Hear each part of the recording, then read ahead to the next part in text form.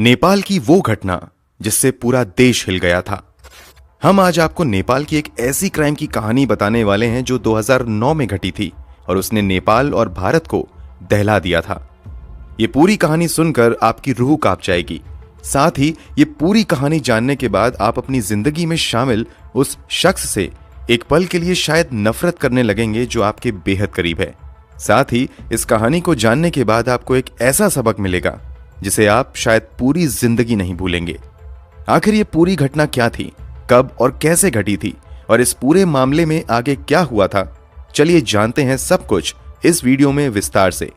ये महज कहानी नहीं बल्कि आपके लिए एक लाइफ चेंजिंग सबक भी होगी, तो वीडियो छोड़कर कहीं भी ना जाएं और आखिर तक जरूर देखें। दोस्तों, वीडियो में जिस सच्ची घटना के बारे में आपको बताने जा रहे हैं वो घटना हमारे पड़ोसी देश नेपाल में घटी थी, मगर उसका संबंध भारत से भी था। इस घटना की शुरुआत एक सिंपल एसएमएस से होती है। आपको भी आए दिन ऐसे मैसेज आते रहते होंगे कि आपने इतने करोड़ की लॉटरी जीती है या फिर आपको यहां घूमने जाने का टिकट मिला है। ऐसा ही एक सिंपल एसएमएस 5 जून 2009 को नेपाल की रहने वाली ख्याति श्रेष्ठा नाम की एक 19 साल की लड़की को भी मिलता है। मैसेज में लिखा था कि आपने एक मशहूर वुमेन मैगजीन की ओर से आयोजित लकी ड्रॉ में 20,000 रुपए नगद और नेपाल के सबसे खूबसूरत और सबसे मशहूर टूरिस्ट प्लेस पोखरा की टिकट जीती है। इसके कुछ ही देर बाद ख्याति के मोबाइल की घंटी बजती है और जब वो फोन उठाती है तो दूसरी तरफ से एक महिला की आवाज आती है। फोन रिसीव करते ही वो महिला मैसेज में लिखी गई बात को दोहराती है और कहती है कि मैं उसी मैगजीन की ऑफिस से बात कर रही हूं। अगर आप जीती हुई इनाम की राशि और पोखरा की टिकट लेना चाहती हैं तो आपको इस एड्रेस पर आना होगा। आज अगर किसी को ऐसे मैसेज या फोन आते हैं तो लोग तुरंत समझ जाते हैं कि ये ठगी के लिए हो सकता है, लेकिन ये वो समय था जब लोगों को ऑनलाइन होने वाली ठगी का इतना अंदाजा नहीं था और कोई सोच भी नहीं सकता था कि इस तरह के मैसेज फेक या ठगी के लिए हो सकते हैं। इसलिए जैसे ही ख्याति श्रेष्ठा को यह मैसेज मिलता है और फोन आता है तो वो काफी खुश हो जाती है और इस मैसेज के बारे में वो अपने माता पिता को भी बताती है। जब ख्याति के माता पिता ये बात सुनते हैं तो वो भी काफी खुश होते हैं और तय करते हैं कि ख्याति इनाम की राशि और पोखरा की टिकट जरूर लेने जाएगी। इसके बाद ख्याति श्रेष्ठा वहां जाने की तैयारी में लग जाती है और तय समय पर अपने घर के नौकर राम को लेकर निकल जाती है। कुछ घंटे के सफर के बाद ये दोनों फोन पर महिला द्वारा दिए गए एड्रेस पर पहुंच जाते हैं। नौकर राम ख्याति को वहीं पर ड्रॉप कर देता है और चला जाता है, क्योंकि फोन पर यह बात भी बता दी गई थी कि इन सब प्रक्रिया में काफी समय लग जाएगा। इसलिए ख्याति अपने घरेलू नौकर को वापस घर भेज देती है। बताए गए एड्रेस पर पहुंचने के बाद ख्याति कुछ देर इंतजार करती है। तभी एक महिला वहां आती है जो खुद को वुमेन मैगजीन की रिप्रेजेंटेटिव बताती है और एक बार फिर से ख्याति को इनाम जीतने की बधाई देती है। साथ ही इनाम की राशि और टिकट लेने के लिए साथ में चलने को कहती है। इसके बाद वो महिला ख्याति को लेकर एक अपार्टमेंट में चली जाती है, जहां कमरे के अंदर जाते ही ख्याति की नजर एक पुरुष पर पड़ती है। वो व्यक्ति खुद को उसी मैगजीन से जुड़ा हुआ व्यक्ति बताता है और कहता है कि इनाम की राशि और टिकट से संबंधित जरूरी कागजी कार्यवाही वही करेगा। यहां दोनों कुछ देर बातें करते हैं। बातचीत के दौरान ही वो व्यक्ति ख्याति की तरफ कोल्ड ड्रिंक्स का एक ग्लास बढ़ाता है और एक ग्लास खुद भी ले लेता है। इसके बाद आगे की प्रक्रिया शुरू होती है। इधर इन सब प्रक्रियाओं को होते हुए शाम हो जाती है और घर पर ख्याति के माता पिता इस इंतजार में रहते हैं कि उनकी बेटी अब इनाम की राशि लेकर लौटेगी। चूंकि ख्याति ने पहले ही बता दिया था कि सभी प्रक्रियाओं को पूरा करने में कुछ अधिक समय लग सकता है, इसलिए ये लोग ज्यादा परेशान नहीं होते हैं। फिर भी दिल में कुछ घबराहट जरूर थी। शाम के बाद अब अंधेरा कुछ ज्यादा फैल चुका था, लेकिन ख्याति अब तक घर नहीं लौटी थी। इसलिए ख्याति के माता पिता कुछ चिंतित हो जाते हैं और ख्याति के कुछ दोस्तों को फोन करके पूछने लगते हैं कि क्या ख्याति तुम्हारे पास आई है, लेकिन हर तरफ से यही कहा जाता है कि नहीं, ख्याति उनके पास नहीं आई है। अभी ये लोग अपनी बेटी की तलाश में लगे हुए थे कि तभी उसी शाम ख्याति के पिता के मोबाइल पर एक एसएमएस आता है। मैसेज पढ़ते ही ख्याति के पिता के पैरों तले जमीन खिसक जाती है। दरअसल मैसेज में लिखा हुआ था कि ख्याति को किडनैप कर लिया गया है। अगर तुम अपनी बेटी को सही सलामत जिंदा वापस पाना चाहते हो तो तुरंत 10 लाख रुपए का इंतजाम कर लो। मैसेज में यह भी साफ साफ लिखा हुआ था कि अगर तुमने इस बात की जानकारी पुलिस को या किसी और को दी तो ख्याति को जान से मार दूंगा। ये मैसेज देखते ही वो पूरी तरीके से घबरा जाते हैं और तुरंत ख्याति की मां को इस बारे में बताते हैं। ये दोनों पहले तय करते हैं कि वो इस किडनैपिंग की जानकारी पुलिस को देंगे, लेकिन फिर अपना इरादा बदल देते हैं क्योंकि पिछले कुछ सालों में उनके आसपास इस तरह की कई घटनाएं घट चुकी थीं जहां किडनैपर ने सिर्फ इसलिए बच्चे को मार दिया था क्योंकि उन्होंने किडनैपिंग की जानकारी पुलिस को दे दी थी।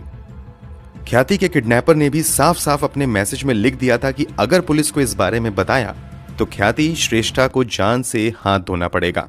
इसलिए ख्याति के माता पिता पुलिस के पास जाने के विचार बदल देते हैं और 10 लाख रुपए के इंतजाम में लग जाते हैं।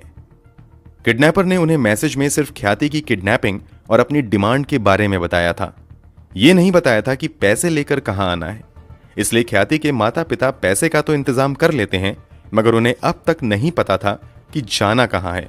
वो सभी इंतजार करते रहते हैं कि अब मैसेज आएगा कि तब मैसेज आएगा, मगर देर रात तक उन्हें कोई मैसेज नहीं मिलता है। कई बार ये लोग उस नंबर पर फोन भी करने की कोशिश करते हैं, मगर कामयाब नहीं हो पाते हैं। इन सब में रात बीत जाती है और सुबह हो जाती है। ख्याति के माता पिता अभी इंतजार में बैठे हुए थे कि आगे क्या करना है।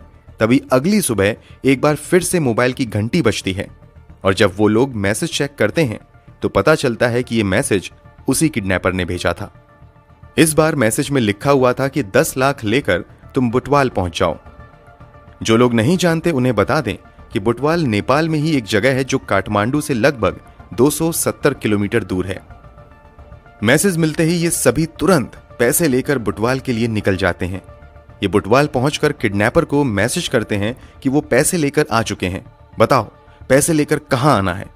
इस पर किडनैपर उन्हें थोड़ी देर इंतजार करने के लिए कहता है और फिर थोड़ी देर बाद मैसेज करता है कि पैसे बुटवाल नहीं बल्कि चितवन लेकर आओ। बुटवाल से चितवन की दूरी लगभग 160 किलोमीटर थी। ख्याति के माता पिता बिना कोई ब्रेक लिए कई घंटे का सफर तय करने के बाद चितवन पहुंचते हैं। पहुंचते ही किडनैपर को इस बात की जानकारी देते हैं कि वो यहां आ गए हैं, लेकिन थोड़ी देर बाद किडनैपर एक बार फिर से उन्हें मैसेज करता है कि वो पैसे यहां नहीं बल्कि सुनौली पहुंचाना है।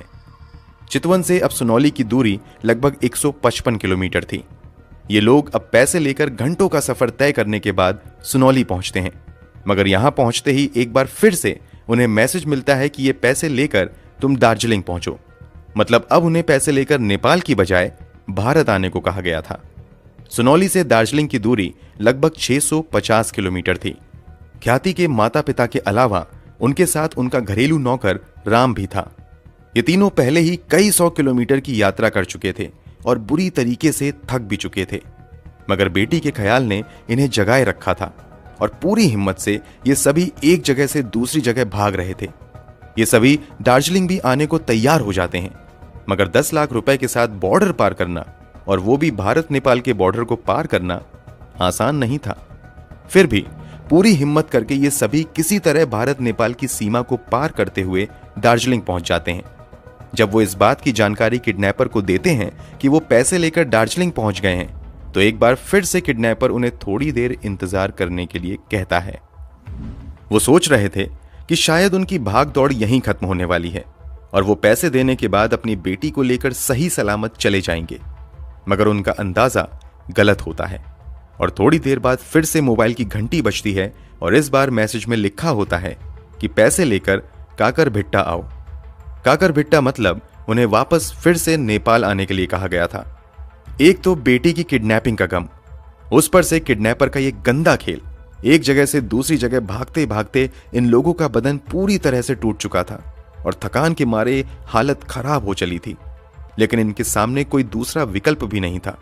वो बेटी को यूं ही मरने के लिए नहीं छोड़ सकते थे। अब वो दार्जिलिंग से काकरभिट्टा के सफर पर निकल पड़ते हैं। इस बार उनका ये सफर लगभग 100 किलोमीटर लंबा था। कई घंटे का सफर तय करने के बाद आखिरकार ये लोग वापस नेपाल के काकरभिट्टा पहुंच जाते हैं।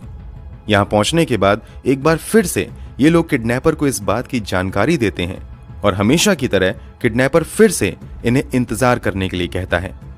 ये लोग एक बार फिर से डरने लगते हैं कि शायद किडनैपर फिर से किसी और लोकेशन पर जाने के लिए कह सकता है, मगर इस बार जो उन्हें मैसेज मिलता है उसमें काकरभिट्टा शहर के ही एक होटल का एड्रेस था। ये जगह वहां से ज्यादा दूर नहीं थी। मैसेज में लिखा हुआ था कि पैसे लेकर फलाने होटल पहुंचो, वहीं तुम्हें यह पैसा किसी को देना है। इसलिए ख्याति के माता पिता पैसे लेकर उस होटल के करीब पहुंच जाते हैं। जैसे ही ये सभी होटल के करीब पहुंचते हैं, इस बात की जानकारी वो किडनैपर को देते हैं। इस पर किडनैपर की ओर से थोड़ी देर बाद एक मैसेज आता है कि पैसे का बैग लेकर होटल के अंदर सिर्फ अपने नौकर राम को भेजो और तुम लोग होटल के बाहर गाड़ी में ही बैठे रहो। जैसा कि मैसेज में करने के लिए कहा गया था, ख्याति श्रेष्ठा के माता पिता वैसा ही करते हैं और वो दोनों गाड़ी के अंदर बैठे रहते हैं, जबकि पैसों से भरा बैग वो अपने नौकर राम को देते हैं और राम उस बैग को लेकर होटल के अंदर बताए गए कमरे में चला जाता है। इधर होटल के बाहर मौजूद ख्याति के माता पिता उम्मीद कर रहे थे कि राम उन लोगों को पैसा देगा और साथ में उनकी बेटी को लेकर होटल से निकलेगा, मगर थोड़ी देर बाद वो देखते हैं कि राम खाली हाथ और अकेले ही वापस लौट रहा है। किडनैपर को फिरौती की 10 लाख रुपए रकम देने के बाद बेटी की रिहाई की उम्मीद के साथ ख्याति के माता पिता काकरभिट्टा से अपने घर काठमांडू के लिए निकल जाते हैं। काकरभिट्टा से काठमांडू की दूरी लगभग 450 किलोमीटर थी। ये लोग बिना रुके तेजी से अपने घर की तरफ चलते हैं कि शायद जाते ही वहां उनकी बेटी उन्हें मिल जाएगी। लेकिन जब ये काठमांडू अपने घर पहुंचते हैं तो इन्हें काफी निराशा होती है, क्योंकि उनके घर पर ताला लगा हुआ था और आसपास भी ख्याति का कोई अता पता नहीं था। इसके बाद ये लोग कुछ देर इंतजार करते हैं कि शायद कुछ देर में ख्याति आ जाएगी, लेकिन उनका इंतजार था कि लंबा ही होता जा रहा था। थक हार कर एक बार फिर से ख्याति के पिता किडनैपर को मैसेज करते हैं, लेकिन उनके मैसेज का कोई जवाब नहीं आता है। फिर वो किडनैपर के नंबर पर फोन करते हैं, लेकिन किडनैपर का मोबाइल स्विच ऑफ बताता है। मोबाइल स्विच ऑफ होते ही इन लोगों की धड़कनें काफी बढ़ जाती हैं और अनहोनी की आशंकाओं में ये सब डूब जाते हैं। वो रुक रुक कर किडनैपर का नंबर ट्राई करते हैं, मगर नंबर हमेशा स्विच ऑफ ही बताता है। नंबर स्विच ऑफ बताने के बावजूद ये लोग पुलिस के पास जाने की हिम्मत नहीं जुटा रहे थे कि कहीं किडनैपर को इस बात का पता चला तो वो शायद ख्याति को मार देगा। फिर भी जब कई घंटों के इंतजार के बाद फोन नहीं लगता है और ना ही ख्याति वापस आती है, तो ख्याति के माता पिता नजदीकी पुलिस स्टेशन जाते हैं और पुलिस वालों को ख्याति को मिले एसएमएस से लेकर किडनैपिंग और किडनैपर की डिमांड के हिसाब से फिरौती की रकम देने तक की पूरी कहानी शुरू से लेकर अंत तक बताते हैं। पूरी कहानी जानने के बाद पुलिस वाले पूछताछ की शुरुआत ख्याति श्रेष्ठा के माता पिता से ही करते हैं और ख्याति से जुड़ी कुछ बातें पूछते हैं। ख्याति के माता पिता ख्याति से जुड़ी छोटी छोटी चीजें पुलिस वालों को बताते हैं, साथ ही ये भी बताते हैं कि ख्याति उनकी इकलौती औलाद है। बचपन से ही ख्याति पढ़ने में बहुत तेज थी और जिंदगी में वो कुछ हासिल करना चाहती थी। हम लोगों ने उसके लिए बहुत सारे सपने देखे हुए थे। पूछताछ के दौरान पुलिस ख्याति के माता पिता से पूछते हैं कि ख्याति को मैसेज आने के बाद से किडनैपिंग के पैसे देने तक क्या आप लोगों ने कुछ ऐसा नोटिस किया है जो आपको थोड़ा अजीब लगा हो। इस पर ख्याति के पिता बताते हैं कि नहीं, उन्होंने एक भी अजीब बात नोटिस नहीं की। बस उन्हें एक बात समझ नहीं आई कि आखिर किडनैपर पैसे लेकर एक स्थान से दूसरे स्थान तक जाने के लिए क्यों कह रहा था। जब यही सवाल ख्याति की मां से पुलिस वाले पूछते हैं तो ख्याति की मां भी यही जवाब देती हैं कि इस पूरे घटनाक्रम के दौरान उसे भी कुछ अजीब नहीं लगा। लेकिन फिर थोड़ी देर बाद सोचने के बाद ख्याति की मां बताती है कि जब वो लोग दार्जिलिंग से वापस नेपाल के काकरभिट्टा आए थे और किडनैपर के बताए होटल के नजदीक गए थे, तो वहां पर अचानक मेरी नजर बीरेन श्रेष्ठा नाम के व्यक्ति पर पड़ी थी। इस पर पुलिस पूछती है कि इसमें अजीब क्या है, तो ख्याति की मां ने बताया कि कभी वो लोग वीरेन के घर में ही बतौर किराएदार रहते थे और वीरेन एक टीचर भी था जो कभी ख्याति को प्राइवेट ट्यूशन भी दिया करता था। फिर अचानक से उसने अपना घर बेच दिया और शहर छोड़कर चला गया। तब से हम लोग बीच में बस एक बार मिले थे। इस पर पुलिस वाले पूछते हैं कि जब आपने वीरेन को देखा तो उसे टोका क्यों नहीं। इस पर ख्याति की मां कहती है कि मैं नहीं चाहती थी कि ख्याति की किडनैपिंग की खबर किसी भी अन्य व्यक्ति को हो, क्योंकि इससे ख्याति की जान को खतरा हो सकता था। ये सब जानकारी लेने के बाद पुलिस आगे अपनी जांच बढ़ाती है, लेकिन शुरुआती कई दिनों की जांच में पुलिस को ना तो ख्याति श्रेष्ठा का ही कोई सुराग मिलता है और ना ही किडनैपर के बारे में कोई जानकारी हाथ लगती है। जब पुलिस को कहीं से कोई सुराग नहीं मिलता है तो पुलिस अंत में इस पूरे मामले में सामने आए एक नाम की कुंडली निकालने में लग जाती है। ये वही नाम था जो ख्याति की मां ने बताया था, वीरेन श्रेष्ठा। पुलिस जब वीरेन श्रेष्ठा के बारे में जानकारी जुटाना शुरू करती है तो पता चलता है कि वीरेन का जन्म 1967 के आसपास भारत के दार्जिलिंग में हुआ था। इसका असल नाम वीरेन प्रधान है।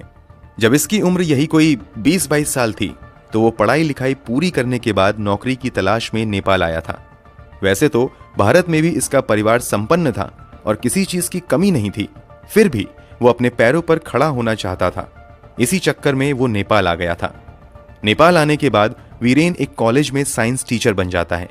चूंकि शुरुआत में वीरेन को रहने के लिए मनपसंद जगह नहीं मिल रही थी, इसलिए ये नेपाल में एक अपना बड़ा सा घर ही खरीद लेता है। चूंकि वीरेन का नेपाल वाला नया घर काफी बड़ा था, इसलिए कुछ समय तक वो इस घर में अकेले रहता है। लेकिन कुछ समय बाद वो इस घर के 2 कमरों को किराए पर देने का फैसला करता है। इसी के बाद ख्याति श्रेष्ठा के माता पिता वीरेन के यहाँ किराए पर रहने लगते हैं। कुछ साल तक ख्याति अपने माता पिता के साथ इसी घर में रहती हैं। वीरेन ख्याति के माता पिता के अनुरोध पर ख्याति को घर पर ट्यूशन भी पढ़ाने लगता है। सब कुछ ठीक चल रहा था कि अचानक एक दिन वीरेन अपना घर बेच देता है। इस कारण आनन फानन में ख्याति अपने माता पिता के साथ इस घर को छोड़कर विराटनगर रहने चली जाती है। जबकि अपना घर बेचने के बाद वीरेन श्रेष्ठा कहां जाता है, ख्याति के परिवार वालों को नहीं पता चलता है। इस समय ख्याति 10वीं क्लास में थी। उसने 10वीं में काफी अच्छे मार्क्स हासिल किए थे, इसलिए ख्याति के माता पिता उसे अच्छी शिक्षा देने के लिए विराटनगर से नेपाल की राजधानी काठमांडू चले जाते हैं और ख्याति का admission Jubilant college research centre में करवा देते हैं। अब ख्याति अपने परिवार के साथ अपनी पढ़ाई में लग जाती है, जबकि वीरेन घर बेचने और नौकरी छोड़ने के बाद कहां जाता है किसी को पता नहीं चलता। लेकिन जब इस केस में ख्याति की मां वीरेन का नाम लेती है तो पुलिस अब वीरेन की कुंडली निकालने के बाद शिद्दत से वीरेन की तलाश में लग जाती है। जांच पड़ताल के दौरान पता चलता है कि वीरेन काठमांडू में ही एक किराए के घर में रहता है। जब पुलिस उस घर पर दबिश देती है तो पता चलता है कि वीरेन वहां से लापता हो चुका है। पुलिस वीरेन को ढूंढने के लिए कई टीम बना देती है, लेकिन वीरेन का कोई अता पता नहीं चलता है। इसी बीच पुलिस को काठमांडू के शहरी इलाकों से दूर ग्रामीण क्षेत्रों में मानव शरीर के अंग मिलने की खबर मिलती है। जब पुलिस वहां पहुंचती है तो उसे एक जगह हाथ के 3 टुकड़े मिलते हैं। कुछ दिनों बाद उस जगह से दूर पैर के कुछ छोटे छोटे टुकड़े मिलते हैं। इस तरह अगले कई दिनों तक लगभग 17 किलोमीटर के रेडियस में मानव शरीर के छोटे छोटे टुकड़े मिलते रहते हैं। उन अंगों को देखकर लग रहा था कि किसी ने लाश के छोटे छोटे टुकड़े किए हैं और उन्हें एक जगह ना फेंककर लगभग 15 से 20 किलोमीटर के क्षेत्रफल में अलग अलग ले जाकर फेंका है। इन सब के बीच ख्याति श्रेष्ठा को गायब हुए 15 दिन से अधिक बीत चुके थे, लेकिन पुलिस के पास अब भी ख्याति का कोई सुराग नहीं था और ना ही पुलिस को वीरेन श्रेष्ठा के बारे में कोई जानकारी हाथ लगी थी। इधर बीते कुछ दिनों में जो लाश के टुकड़े मिले थे उसका सर अब तक नहीं मिल पाया था, इसलिए पहचान भी नहीं हो पा रही थी कि ये लाश किसकी है। लेकिन 15 दिनों के बाद पुलिस को एक कटा हुआ सर भी मिल जाता है। पुलिस अलग अलग जगह पर मिले गए सभी टुकड़ों और सर को एक साथ जोड़ती है, फिर भी पता नहीं चल पाता है कि ये लाश किसकी है, क्योंकि खोपड़ी की हालत पूरी तरह से बिगड़ चुकी थी और पहचानना लगभग असंभव था। इस तरह अब तक ये साफ नहीं था कि ख्याति श्रेष्ठा मर चुकी है या वो जिंदा भी है और किडनैपर और उसके पुराने साइंस टीचर वीरेन श्रेष्ठा में कोई कनेक्शन है भी या नहीं, और जिस होटल में फिरौती की रकम ली गई उसी होटल के पास वीरेन का दिखना महज इत्तेफाक था या कोई साजिश। इन सवालों के जवाब अभी तक पुलिस को नहीं मिल पाए थे। शायद एक वीरेन के मिलने से पुलिस को कई सवालों के जवाब मिल सकते थे, इसलिए पुलिस पहले से कई गुना ज्यादा फोर्स सिर्फ वीरेन श्रेष्ठा को खोजने में लगा देती है। पुलिस की कोशिश इस बार कामयाब होती है और गुप्त सूचना के आधार पर छापेमारी करते हुए काठमांडू के ही एक जगह से वीरेन प्रधान उर्फ वीरेन श्रेष्ठा को गिरफ्तार कर लिया जाता है। वीरेन को गिरफ्तार करते ही पूछताछ का दौर शुरू हो जाता है। पुलिस जो भी सवाल करती थी वीरेन उसका सही और सटीक जवाब देता जा रहा था। ऐसा लग रहा था कि वीरेन पूरी तैयारी के साथ ही पुलिस के पास आया है। इसी सवाल जवाब के बीच जब पुलिस वीरेन से पूछती है कि तुम उस दिन काकरभिट्टा में होटल के करीब क्या कर रहे थे, तो इस पर वो चौंक जाता है और इधर उधर की बातें बनाने लगता है, जबकि पूछताछ के दौरान उसने उस दिन कहीं और होने की बात पुलिस को पहले ही बताई थी। ऐसे में वो पुलिस के सवाल पर फंसने लगता है और अंत में साफ हो जाता है कि वो झूठ बोल रहा है। अब पुलिस सख्ती पर आ जाती है और कड़ाई के साथ वीरेन से पूछताछ का सिलसिला शुरू होता है। पुलिस की सख्ती के आगे वीरेन की हर चालाकी फेल हो जाती है और उसे सच बोलना ही पड़ता है। और फिर एक ऐसा सच सामने आता है जिसे सुनकर हर किसी के पैरों तले जमीन खिसक जाती है। वीरेन बताता है कि दार्जिलिंग में उसका संबंध एक ऐसे परिवार से है जो काफी पैसे वाला था और किसी भी चीज की कोई कमी नहीं थी। फिर भी वो लगभग 20 साल पहले नेपाल अपने पैरों पर खड़े होने के लिए आया था। यहां भी उसने एक कॉलेज में साइंस टीचर के तौर पर अच्छी नौकरी हासिल कर ली थी और अच्छा पैसा भी कमाने लगा था। यहां उसने अपना एक बड़ा सा घर भी खरीद लिया था। वीरेन के बयान के अनुसार उसकी जिंदगी काफी अच्छी चल रही थी कि इसी बीच वो मजे के लिए एक दिन एक कसिनो में जुए खेलने गया।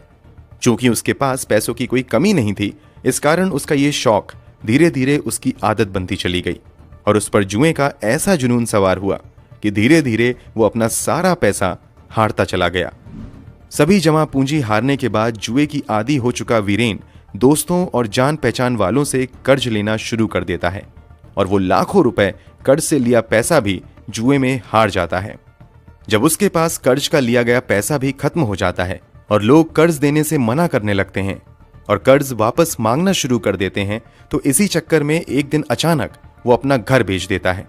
लेकिन उस पर कर्ज इतना बढ़ चुका था कि घर बेचकर भी कर्ज नहीं चुक पाता है।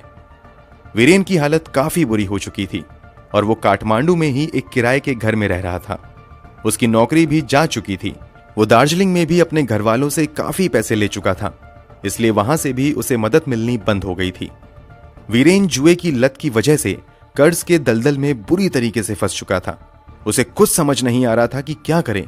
इसी बीच उसे किसी से पता चलता है कि जिस ख्याति श्रेष्ठा का परिवार उसके यहाँ कभी बतौर किराएदार रहता था, वो लोग इसी काठमांडू शहर में उसके घर से कुछ ही दूरी पर रह रहे हैं।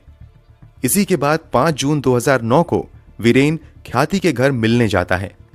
वीरेन यहां इस उम्मीद में आया था कि वर्षों के बाद इन लोगों से उनकी मुलाकात भी हो जाएगी और शायद कुछ कर्ज भी मिल जाएगा। मगर यहां आकर जो बातें उसे पता चलती हैं, उसे सुनकर वीरेन कर्ज मांगने का प्लान बदलकर कुछ और मन बना लेता है। पुलिस पूछताछ के दौरान वीरेन बताता है कि जब 5 जून 2009 को वो ख्याति श्रेष्ठा के घर जाता है तो पता चलता है कि ख्याति के माता पिता ने ख्याति के फ्यूचर को लेकर काफी बड़े बड़े प्लान बनाए हैं। दरअसल ख्याति के माता पिता वीरेन को बताते हैं कि वो अपनी बेटी को अच्छी शिक्षा के लिए बहुत जल्द विदेश भेजने वाले हैं। इस पर वीरेन कहता है कि विदेशों में पढ़ाने के लिए तो काफी पैसा खर्च होगा। इस पर ख्याति के पिता वीरेन को बताते हैं कि पैसों की कोई कमी नहीं है, क्योंकि ख्याति को विदेश भेजने के लिए उन्होंने अपनी कोई पुरानी प्रॉपर्टी भी बेच दी है और अपनी कमाई से भी कुछ पैसे बचा कर रखे हैं। ख्याति के माता पिता ने ये सब बात वीरेन को इसलिए बताई थी कि वीरेन उनकी बेटी ख्याति का पुराना शिक्षक भी था और इनसे आपसी रिश्ते भी अच्छे थे। मगर उन्हें कहां पता था कि जिसे वो अपना हमदर्द समझ रहे हैं, वही उन्हें जिंदगी का सबसे बड़ा दर्द देने वाला था। जब वीरेन को ख्याति के पिता की पूरी प्लानिंग पता चलती है तो उसे एक बात समझ आ जाती है कि इन्होंने काफी पैसा जमा कर रखा है, इसलिए वो कर्ज मांगने का प्लान बदलकर दूसरे तरीके से उनसे पैसा निकालने के लिए प्लान बनाने में लग जाता है। और इसी बीच उसके शैतानी दिमाग में एक आइडिया आता है और ये आइडिया था ख्याति श्रेष्ठा की किडनैपिंग का। वीरेन यहां से सीधे अपने घर जाता है और पूरी प्लानिंग बनाने के बाद मोबाइल से ख्याति के मोबाइल पर वही वुमेन मैगजीन की ओर से आयोजित लकी ड्रॉ में 20,000 रुपए नगद और पोखरा की एक टिकट जीतने की बात मैसेज कर देता है। इसके बाद वीरेन मरीना शाक्या नाम की अपनी एक पुरानी स्टूडेंट को फोन करता है और उससे कहता है कि इस नंबर पर फोन करके SMS वाली बात दोहराओ। यानी मैसेज के बाद ख्याति को फोन करने वाली लड़की मरीना शाक्या थी। इसके बाद साजिश के तहत वीरेन ख्याति को एक अपार्टमेंट में बुलाता है। यहां भी सबसे पहले ख्याति की मुलाकात मरीना शाक्या से ही होती है। जब मरीना ख्याति को लेकर अंदर आती है तो फ्लैट के अंदर कमरे में मौजूद शख्स वीरेन ही होता है। यहां इसे देखकर ख्याति चौंक जाती है। वीरेन भी ख्याति को देखकर अनजान बनते हुए चौंकने का नाटक करता है। वो ख्याति को बताता है कि उसने कॉलेज की नौकरी छोड़ दी है और वो उसी वुमेन मैगजीन के लिए काम कर रहा है। इस बातचीत के दौरान वीरेन ख्याति को कोल्ड ड्रिंक पीने के लिए देता है। ख्याति कोल्ड ड्रिंक पीने से मना भी नहीं करती है, क्योंकि सुबह ही वीरेन से उसकी मुलाकात उसके घर पर हुई थी और उसका व्यवहार काफी अच्छा था और यहां भी वो काफी अच्छे से ही बिहेव कर रहा था, इसलिए उसे कोई शक नहीं होता है और वो कोल्ड ड्रिंक पी लेती है। लेकिन जैसे ही वो कोल्ड ड्रिंक पीती है वो बेहोश हो जाती है। ख्याति के बेहोश होने के बाद वीरेन ही ख्याति के पिता को किडनैपिंग वाला मैसेज करता है और वही ख्याति के माता पिता को पैसे एक जगह से लेकर दूसरी जगह जाने को मजबूर करता रहता है। जब पुलिस वीरेन से पूछती है कि तुम्हें पैसे मिल गए हैं तो अब तक ख्याति घर वापस क्यों नहीं आई है, इस पर वो बताता है कि आप जो पिछले 15 दिनों से मानव शरीर के अंग अलग अलग हिस्सों से जमा कर रहे हैं वो किसी और के नहीं बल्कि ख्याति के ही हैं और वो किसी और ने नहीं बल्कि मैंने ही फेंके हैं। वीरेन बताता है कि जैसे ही ख्याति कोल्ड ड्रिंक पीने के बाद बेहोश हुई थी उसी के 1 घंटे के अंदर ही मैंने उसकी हत्या कर दी थी और अगले 4 दिन के अंदर उसके शव को छोटे छोटे टुकड़ों में काटकर शहर के अलग अलग हिस्सों में फेंकना शुरू कर दिया था। अलग अलग फेंकने का मकसद ये था कि पुलिस कभी भी शव की पहचान न कर पाए। वीरेन के इस खुलासे के बाद हर कोई शॉक्ड रह जाता है। मीडिया में जैसे ही ये खबर आती है पूरे नेपाल में विरोध की आंधी चलने लगती है। खासकर पूरे नेपाल के स्कूल कॉलेज के स्टूडेंट्स सड़क पर उतर आते हैं और वीरेन श्रेष्ठा को बिना किसी ट्रायल के फांसी देने की मांग करने लगते हैं। इन सब के बीच केस की सुनवाई होती है और 1 साल के अंदर अंदर पूरी सुनवाई कंप्लीट कर ली जाती है। आखिरकार 2010 में काठमांडू की एक अदालत वीरेन श्रेष्ठा को ख्याति की हत्या और किडनैपिंग का दोषी पाते हुए 39 साल जेल की सजा सुनाती है, जबकि वीरेन के कहने पर ख्याति को फोन करने वाली और ख्याति से वुमेन मैगजीन की रिप्रेजेंटेटिव के तौर पर मिलने वाली मरीन शाक्या को ख्याति के अपहरण में शामिल होने का दोषी पाते हुए 20 साल की सजा सुनाती है। कहा जाता है कि इस एक घटना ने नेपाल में लोगों के सोचने का तरीका बदल दिया और जो लोग एक शिक्षक पर आंखें बंद करके भरोसा करते थे वो उसी शिक्षक को शक की निगाह से देखने लगे। कहा जाता है कि वहां शायद ही अब कोई माता पिता अपने बच्चों की फ्यूचर प्लानिंग के बारे में किसी को बताते हैं। शायद ख्याति श्रेष्ठा के माता पिता भी उसी अफसोस के साथ जी रहे होंगे कि अगर उन्होंने ख्याति के फ्यूचर प्लानिंग के बारे में वीरेन को नहीं बताया होता तो शायद आज ख्याति जिंदा होती। दोस्तों, इस पूरे मामले पर अदालत के फैसले पर आपकी क्या राय है? इस पूरी कहानी से आपको क्या सबक मिलता है? कमेंट बॉक्स में जरूर बताएं। इस वीडियो को लाइक करते हुए शेयर जरूर करें ताकि बाकी लोग भी जागरूक हो सकें। अगर आपने अब तक इस चैनल को सब्सक्राइब नहीं किया है तो जाने से पहले चैनल को जरूर सब्सक्राइब कर लें ताकि हम लगातार इस तरह की वीडियो आपके लिए लाते रहें। धन्यवाद।